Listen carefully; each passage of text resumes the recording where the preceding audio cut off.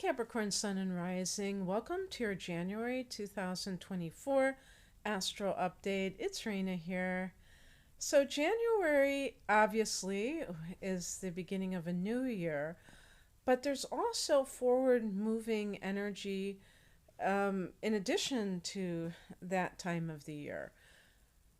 We have Mercury turning direct on the 1st of the month, Uranus turning direct on the 27th of the month, and actually, officially, even though Uranus is not a personal planet, after the 27th, there is going to be a what I have heard called a green light portal, because we had one, I believe, last year that extended around this same time where all the planets are direct.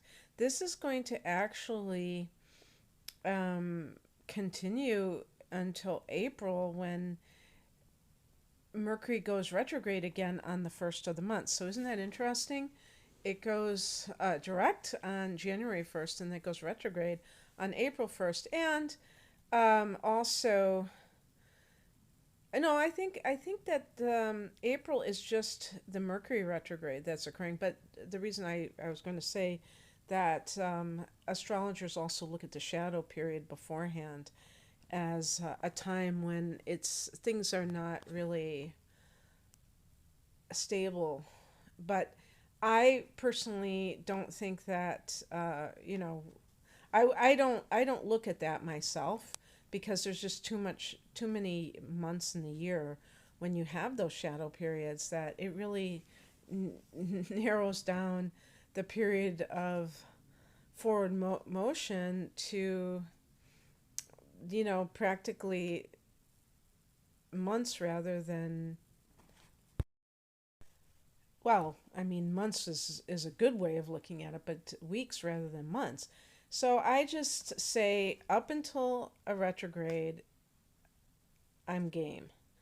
But you can decide for yourself. But yeah, that's exciting because we have had a lot of retrogrades. I'm recording this in mid-December, and this is a time when there's Jupiter retrograde still going on, and Mercury's about to retrograde. So yeah, so January 1st, that's when Mercury goes direct, and it goes direct at 22 degrees of Sagittarius. And for Capricorns, this is your 12th house. So you're experiencing the Mercury retrograde. If you're listening before this date, Mercury goes retrograde on the 13th of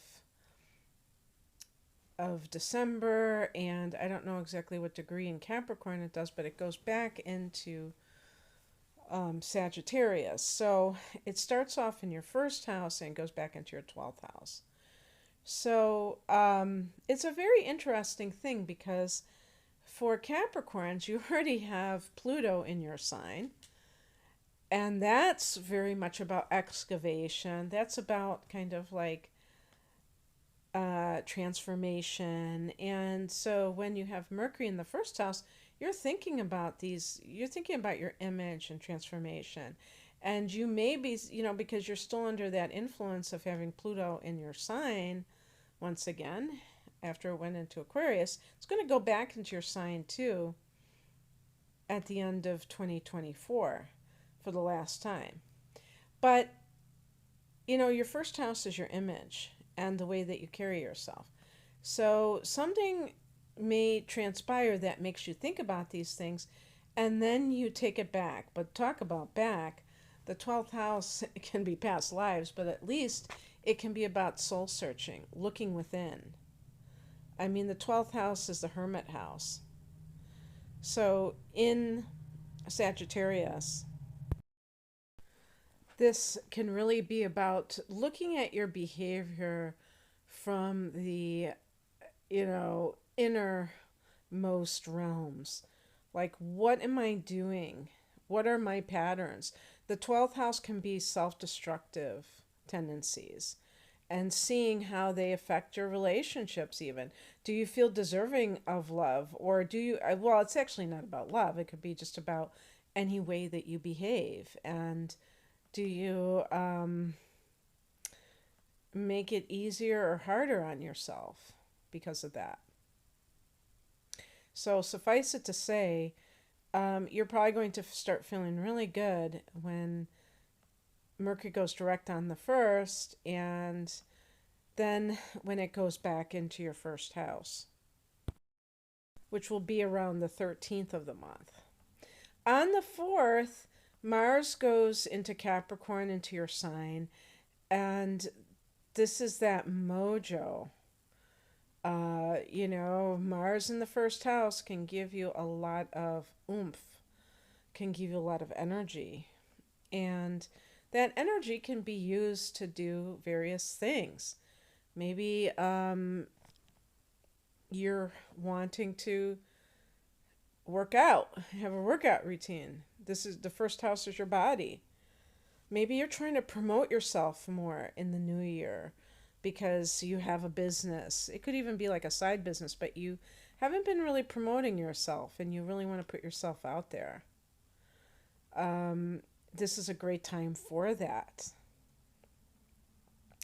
On the 11th, the new moon in your sign at 20 degrees of Capricorn. So there you go. There's your, I was going to say your solar return. No, your solar return starts in December at the solstice time. But this new moon is your new moon. So what kind of things would you like to set intentions for the next year? I really love the term set intentions because I feel like it really speaks to this idea of wanting to accomplish certain things and, setting your mind to do so. But I'm not going to get into it because there's like another term that they use that they say it's a little bit different than setting intentions, but it doesn't have to do with the new moon. So I'm not going to talk about it right now, but yeah, that could be very interesting. And I know Capricorn, if I know my Capricorns, they are very goal oriented. On the 13th, as I stated, Mercury goes back into your sign. So here we have 3 planets in that first house. Well, the new moon, probably the moon will have left by the 13th because it's only in a sign every 2 days. So just emphasizing yourself, emphasizing new beginnings, with the first house being a new cycle. And on the 20th, the Sun and Pluto both go into Aquarius on the same day.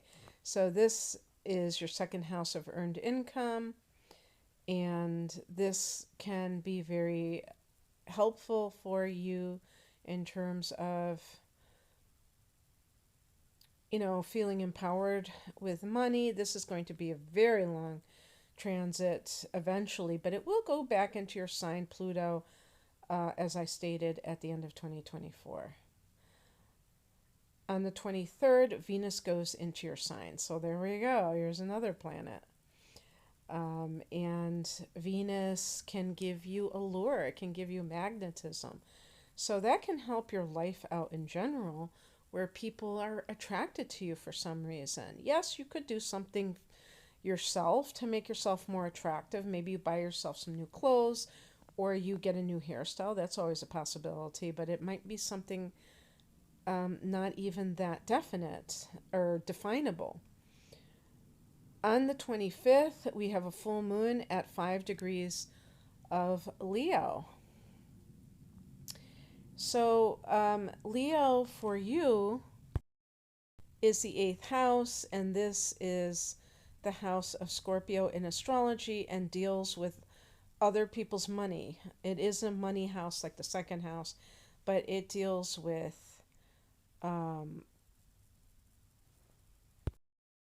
inheritances, any kind of money from divorces or possessions from divorces, insurance payouts, and yeah, things like that. I would even include dividends in that area, but definitely even gifts, financial gifts. So a full moon here could even make something that was hidden out into the open. If you have a spouse, this could be your spouse's money.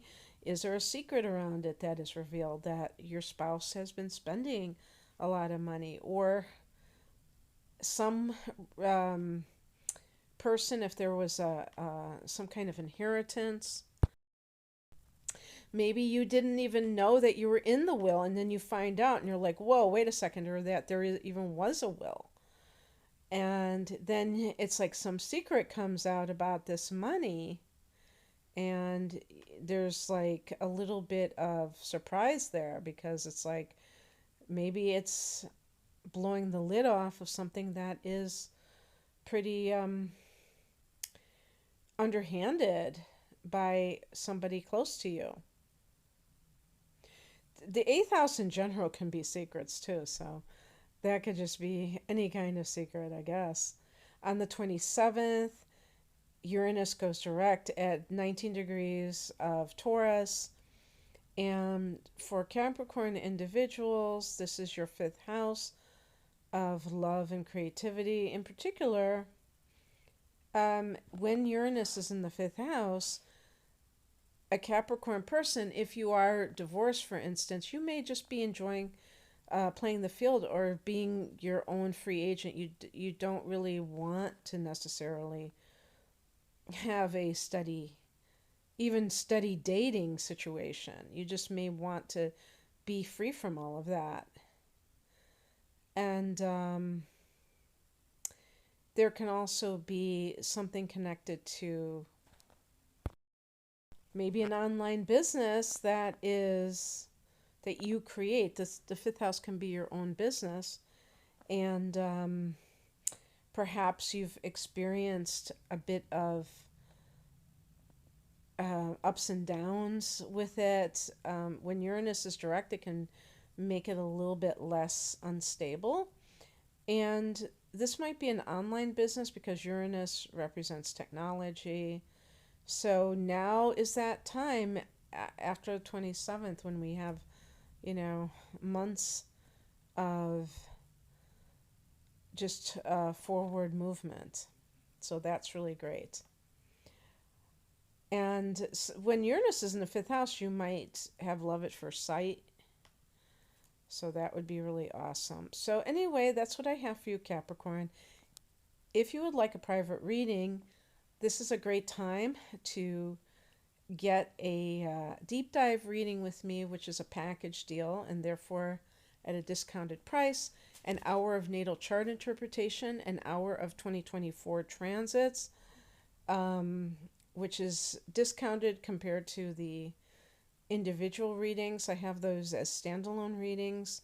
And it's just great to look at the themes of 2024 with your particular chart, not just the general one that astrologers use on YouTube, which is not going, even when they break down the early degree and late degree people of each sign, that still is not going to be as accurate as when you're dealing with the actual chart of an individual.